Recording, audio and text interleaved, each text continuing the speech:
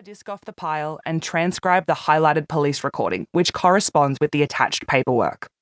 My transcription will then be provided to jurors in criminal trials.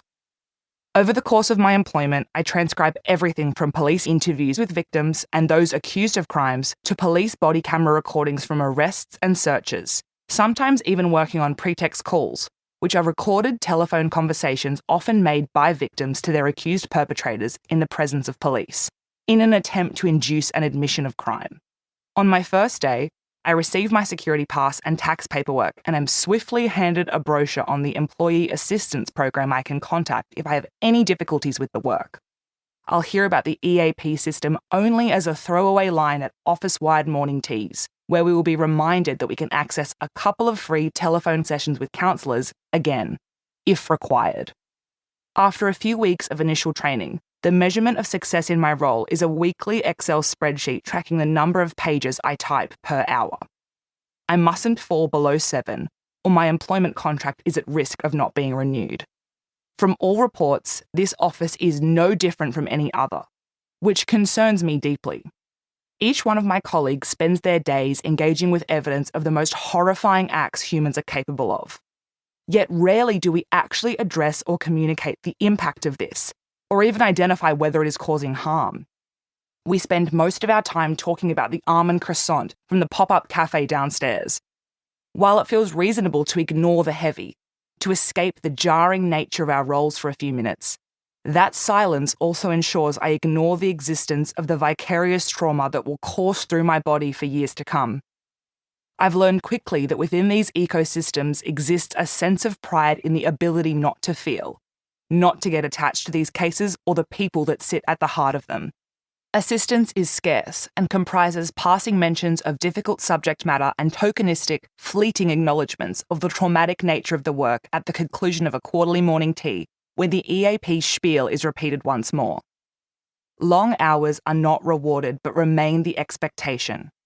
Occasionally, whispers go around the office of a matter number containing particularly heinous material or a case in the public eye, and many swarm to view the material, only to be scolded in department-wide emails for browsing through files and briefs that aren't theirs.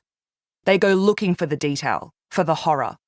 They seek out the thrill of witnessing human suffering, and I can't understand it. With my headphones on, my legs shaking anxiously, I remained tucked into my desk. I type the subject's words as fast as my fingers will move across the keyboard. I listen intently to their voices, which are engulfed in fear and shame, and it takes days at a time to complete these hours-long interviews before I send the file to the relevant legal support officer. I am just another cog in the trauma machine. I never know the outcome of the case. I do not even know which of these stories make it to trial. I hear every excruciating detail of the worst thing that has ever happened to these beautiful, brave children and adults, and then I click eject and am expected to move on to the next document in the pile. Their stories are confined to a piece of plastic that I carry around in a loose-leaf folder.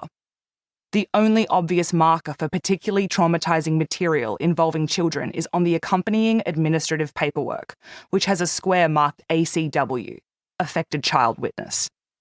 To speak specifically to any of these cases within these pages would be wrong, a breach of their story and their trust. What I will say is this: the patterns of behaviour that surround child sexual abuse and sexually violent crimes are distinct.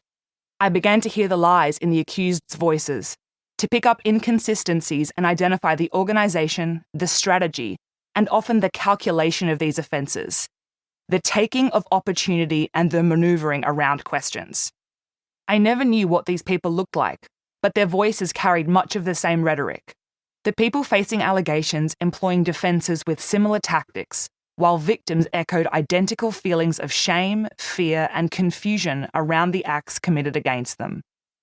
I spent my days with these individuals, both victims and those they were accusing, with their lives and their darkest moments trapped in my ears. The hustle and bustle of this office was slowly suffocating me. In a very short space of time, I became entirely disillusioned with our system of justice. I heard firsthand the insensitive ways police officers spoke to victims, the sometimes awkward and too often abrasive approach to taking a statement, and within a couple of weeks, the patterns of crime